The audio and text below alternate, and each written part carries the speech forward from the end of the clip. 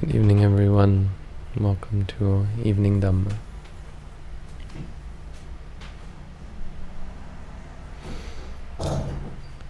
We finished talking about the purifications. Today I thought we'd go back to go over the Satipatthana Sutta, a discourse on the foundations of mindfulness.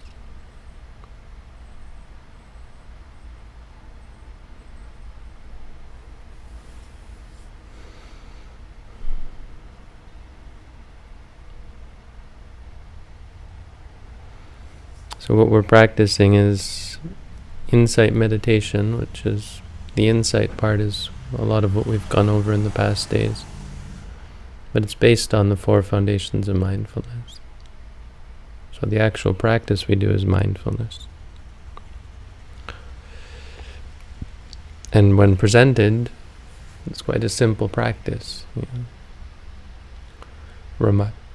Remind yourself when you see something, you remind yourself seeing.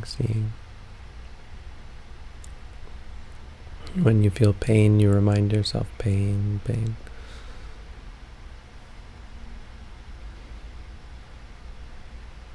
When you have thoughts, you remind yourself thinking.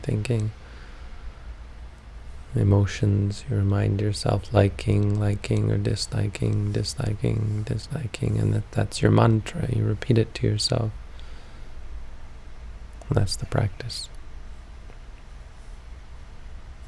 There's not a lot more to it. I mean, practically speaking, that's really all you need. But intellectually, to help us understand why are we doing this, to help give us confidence and to remind us to be mindful, there's always a lot of explanation we can give, and reassurance through explanation. Giving talks to meditators is often just about reminding them and giving them encouragement rather than actually imparting any kind of information. It's not a lot of information you need, but sometimes there are reminders and need things to be pointed out to you and certainly need to be reassured.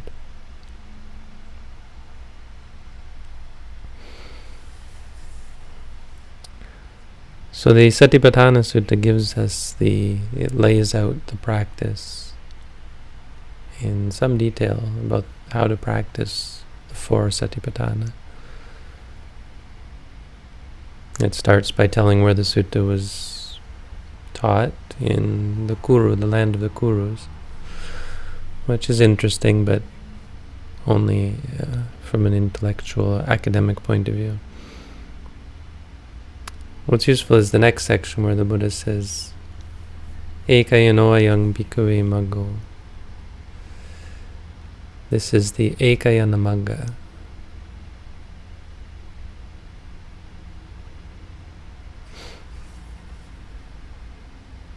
A lot has been said and argued about this phrase. It's quite often translated as the only way. This is the only way. I suppose literally it doesn't actually mean that, but it does appear to be in some way what the Buddha is saying. Well, the language might not be so strong as saying, there's no other way than this. In another place, the Buddha did use such language to talk about the Eightfold Path. He said, Esewa maggo nattanyo. Nattanyo means there is no other. This is the path, there is no other. Even that could be interpreted and is interpreted differently. It's hard to imagine, though, that anyone could become enlightened without practicing mindfulness, right? If you want to see, you have to look. Without looking, you can't see. Without seeing, you can't know. So it's this looking in some way, some form or another. If you're not paying attention, if you're not present, It's hard to imagine how you could possibly become enlightened, to cultivate understanding about reality. The commentary offers several definitions of ekayana, or ekayana magga, of this, what this means. The first one just means that it's one way. I'm not quite clear what that means. A single way. It's not a double way. So the Buddha didn't teach many ways. He only taught one way. So it's not a question of whether there might be other ways, but there is only this one way, or this way is only one way. It's not either do this or do that. It really is just be mindful. The way of the Buddha is the way of being mindful, or else the way of mindfulness is just one way.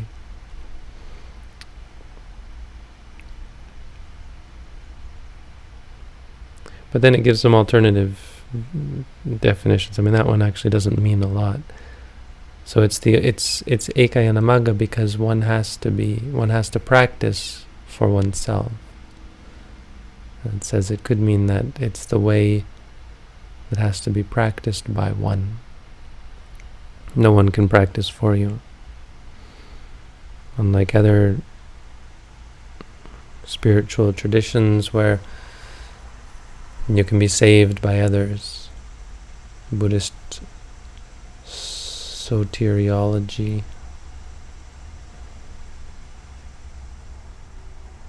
is you must save yourself. You must find freedom for yourself. No one can change your mind, and medicines and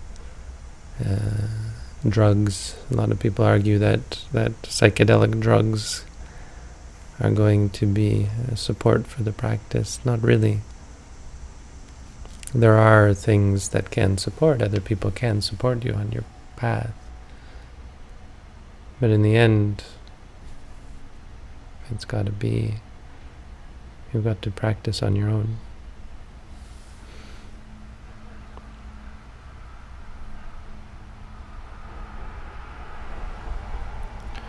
Or alternatively, it's the way of the one, meaning it's the way of the Buddha.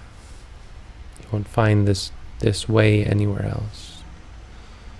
It's kind of remarkable that no one else ever taught mindfulness the way the Buddha did. Remarkable, I guess, because now it's everywhere. Everyone is talking about mindfulness. I don't know if anyone could claim that there were other teachers besides the Buddha who ever taught. It's an interesting point when people try to say that all religions are basically the same. Well, did anyone ever get so far as to teach mindfulness besides the Buddha? Do you ever see Jesus Christ? Is there anything in the Bible, the Christian Bible, anything in the Quran? I don't even think you see that sort of thing in any other Asian religions. Thinking about Hinduism, all the Upanishads, is there anything about mindfulness? The Jainism, the Jains? It's an interesting question. Of course, we would generally just dismiss it and say, of course not, none of these people were Buddhas. And that's interesting because we don't normally associate that with the Buddha's omnipotence or the Buddha's great wisdom. Yes, it was mindfulness that was the great thing that the Buddha, it's a part of the great thing that the Buddha taught. It's the practice that the Buddha realized was important. The Buddha realized was the path. So it's the way of the Buddha.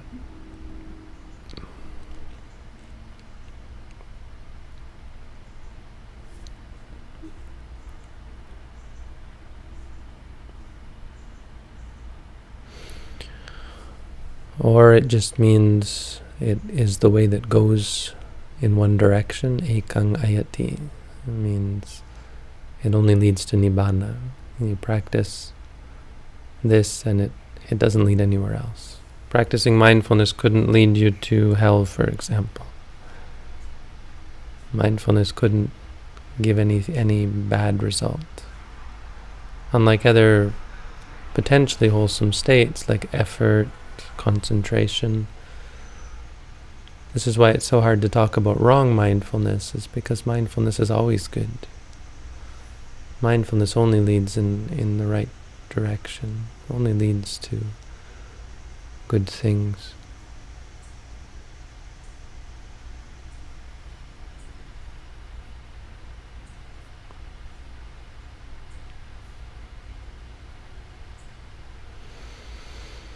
And so what are these good things that it leads to? I talk about it quite a bit, and I know my teacher does, but I think Buddhists in general aren't really, I think we should talk about why we're practicing mindfulness. You don't often hear it associated when people use the word mindfulness, talk about Buddhist mindfulness. We don't often hear about the reasons for practicing mindfulness. And the Buddha, first thing he said was why we're practicing. He gave these 5 reasons. So this is the path that leads to these 5 things. It sort of sets the tone and tells you what the Buddha's focus was. What was the Buddha teaching? What was he preaching? What was the purpose of his teachings? What was the goal he had in mind when he taught mindfulness?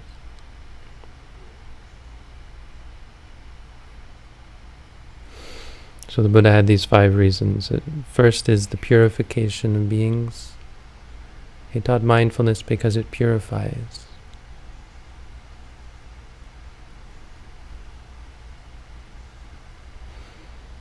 Purification, of course, purification is something we see across the various religious traditions. In India, it's a famous example, they would purify themselves through water. In Christianity, baptism, I believe, must be something to do with the purification through water. There are ritual purifications, purification through smoke, that kind of thing in different traditions.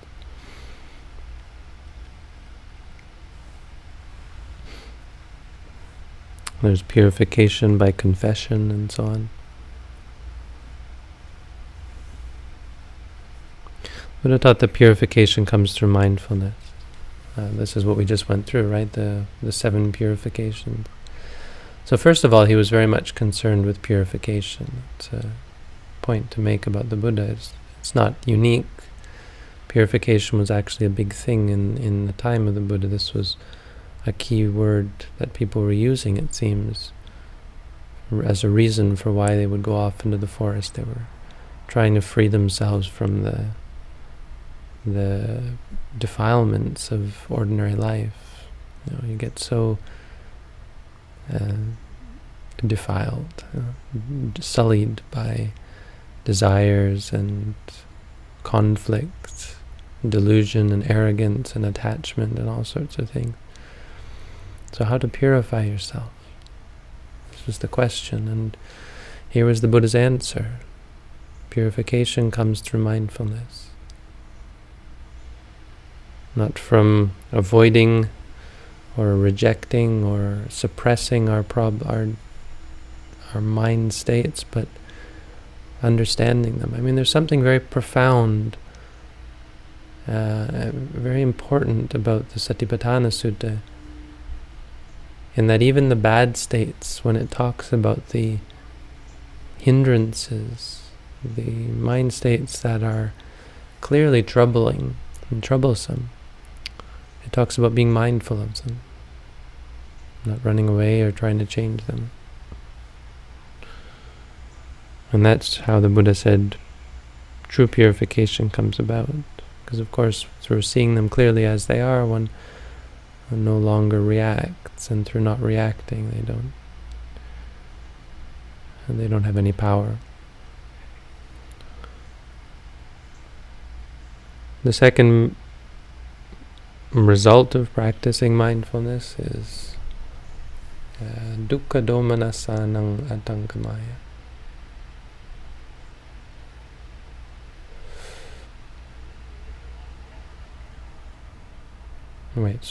Second one is soka paridevanang samatikamaya.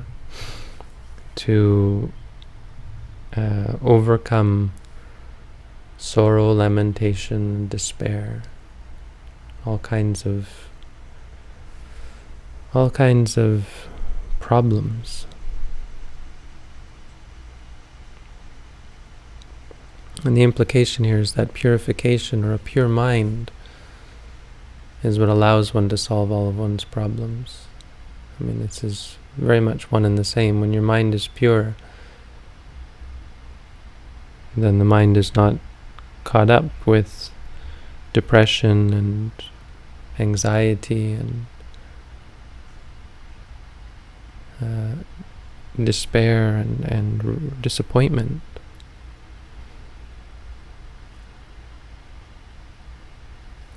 And there's a key difference here between trying to get what you want, trying to be happy all the time, through accomplishing or achieving all of your life goals and desires. Something quite different between that and learning to free yourself from the desires, to free yourself from the need for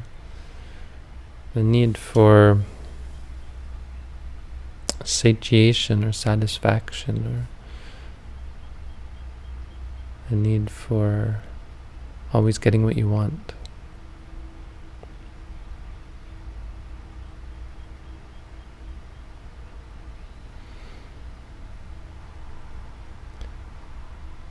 So these are the two alternative ways of always being happy: to always get what you want, or to learn to give up wanting.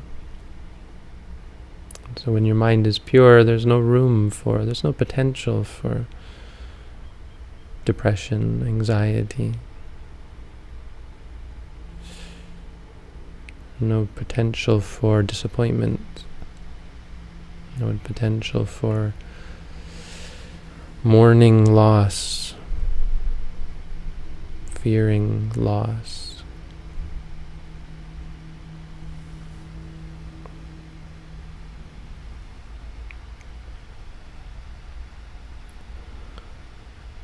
The third result is freedom from suffering.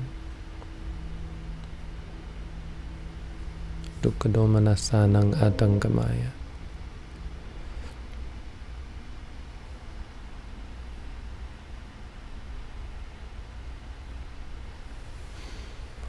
Just very, very much seems to be talking about, in a very practical sense, you feel pain. What's the cure for pain? Mindfulness. You have mental suffering. What's the cure for mental suffering? Mindfulness. It's quite curious. It's not what we, especially for physical pain, we certainly don't think that being mindful of the pain is going to cure it. And in fact, it's quite clear that when you begin to say pain, it doesn't get rid of the pain.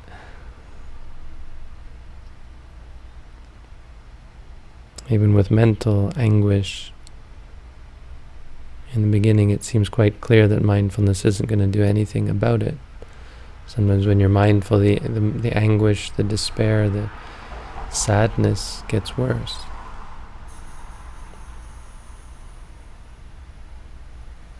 It's a different way of solving your problems. I mean, the idea is to see that they're not actually problems.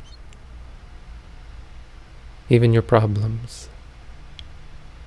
I mean, when you're sad about something, sadness is a perception, hey, this is a problem. It's inherently problem-seeking.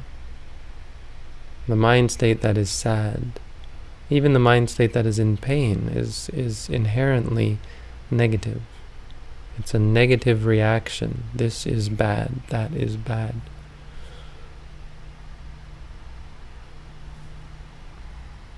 And that can't exist with mindfulness. When you're mindful, negativity can't exist. Because of that, and it sounds incredibly naive or simplistic to say, but it's simple, it's not simplistic. It's that there's no suffering. When you're mindful, when you stop being negative, you can't suffer.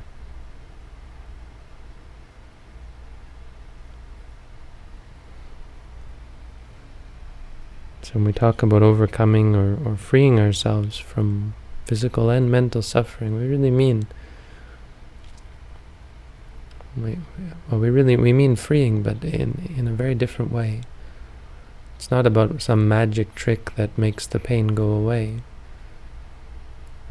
It's about looking at that negativity. Hey, this is pain, this is bad. Or hey, this is experience is bad, and it makes me angry or sad or frustrated. And changing that, so that if someone's yelling at you, it's just hearing. If someone's beating you, it's just feeling.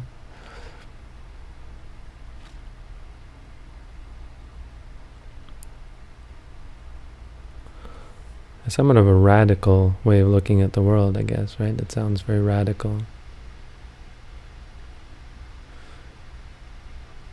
But here's the question, no? We have this thing we call reality.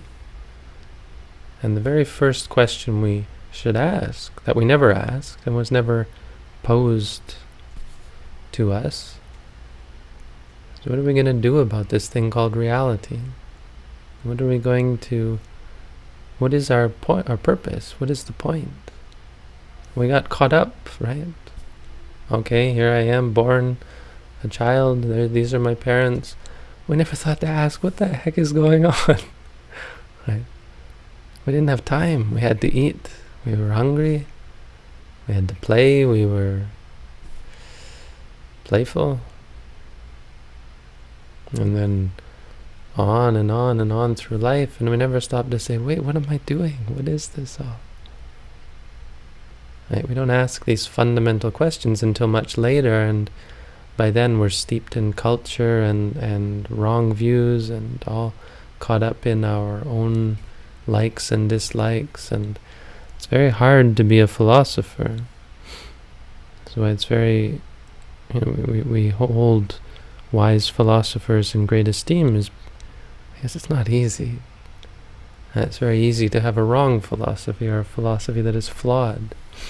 That's why you have philosophers arguing with each other, even the really good ones.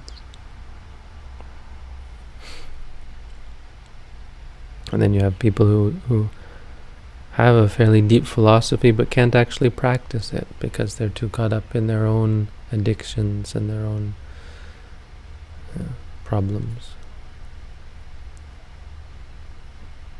Mindfulness is an answer to this very fundamental question. It's not a question of, hey, how am I going to live my life? No, it's like, what is going on right here and now? How am I going to relate to reality? It's not about being a good person in society. That's a much later question. That's a much more abstract question. The very real question is here, now, what's going on? How do I relate to these experiences that I'm having here and now?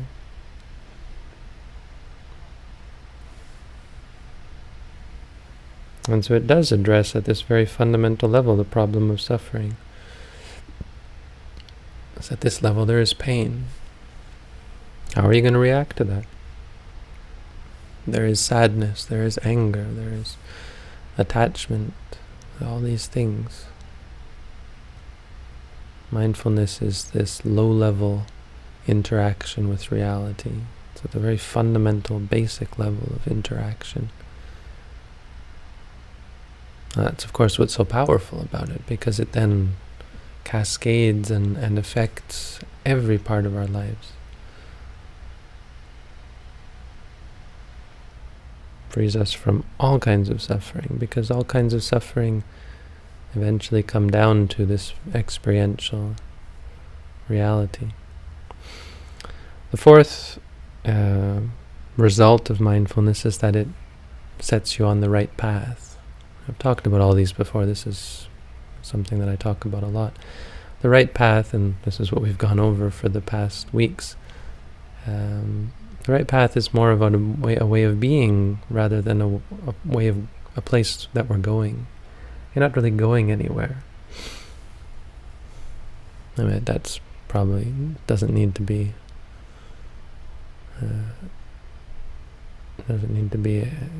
emphasized too much, because it's quite clear. It's about changing who you are. The way is about coming to live your life in a certain way, of experiencing reality in a certain way. But what it isn't is I must become a monk or even Buddhist or quit my job, this or that, and go and live off in the forest. Doesn't mean any of that.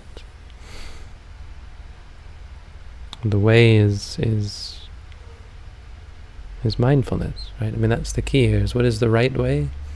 It's not too complicated. I mean, all that talk about the Eightfold Path and the 7 purifications, it's quite interesting and useful.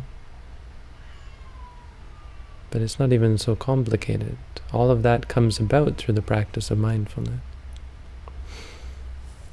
And finally, the fifth result of practicing mindfulness, what is mindfulness is the path to Nibbana. Mindfulness is the path to the deathless. Mindfulness is what leads to that which has no beginning and no end, that which doesn't arise and doesn't cease, that which is outside of samsara. Through mindfulness, one experiences freedom from suffering in a very visceral and real way. I mean, it's not just some abstract, hey, I feel pain and I don't suffer. It's really and truly this freedom from this experience of complete release, complete cessation. It's the most peaceful thing. It's the only peaceful thing that is true and unadulterated peace. That's Nibbana, freedom from suffering. So that's the first part of the sutta. That's the first thing the Buddha says. It's by way of introduction. And then he says, what is this one way? It's the 4 satipatthana. And then he goes into explaining the satipatthana. So I'll go over all this, and then we'll get into each one in each section, and we'll go through each section one by one. Today we talk about something that should be familiar to many of you, why we're practicing. What are the reasons? What are the benefits? What does it mean? What does it mean this is the only way?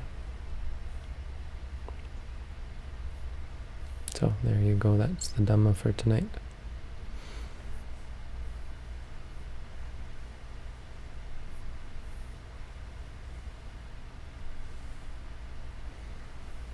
Tomorrow is no meeting. Tomorrow we have sutta study, I think.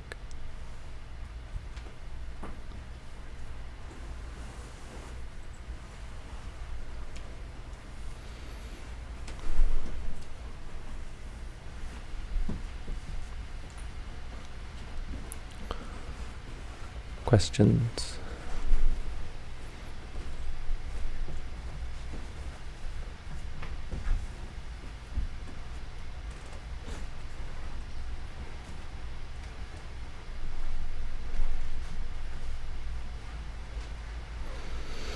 We have one question tonight. Do psychic powers naturally develop through meditation, or must they be actively worked towards?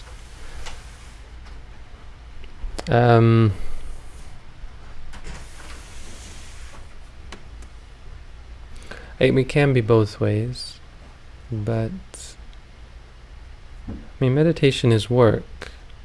It's an important point in response to this question. Nothing comes naturally because meditation itself is work. I say that I think we often get the idea that meditation is something where You don't work. You just sit and let things come to you. So, I mean, the question really is, how are you meditating? Are you meditating in such a way that these psychic powers will arise? I mean, there are many types of meditation that are where it's unlikely for the mind to go in that direction. Mindfulness isn't highly likely to give you magical powers because you're not working in such a way. I mean, it's not mysterious. These things come from highly cultivated and trained minds. So if you're not training your mind in that way, they're not really going to arise.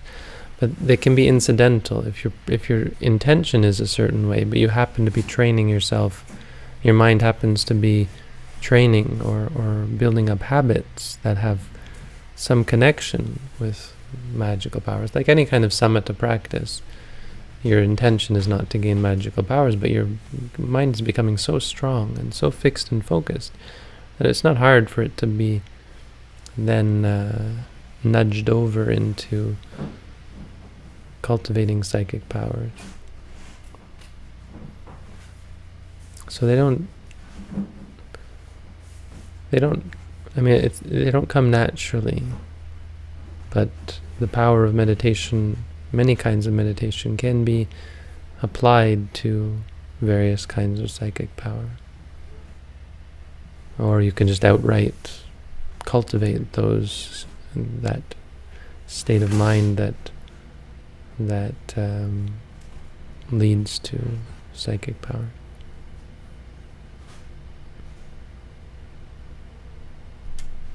So one question tonight. Thank you all for tuning in. Have a good night.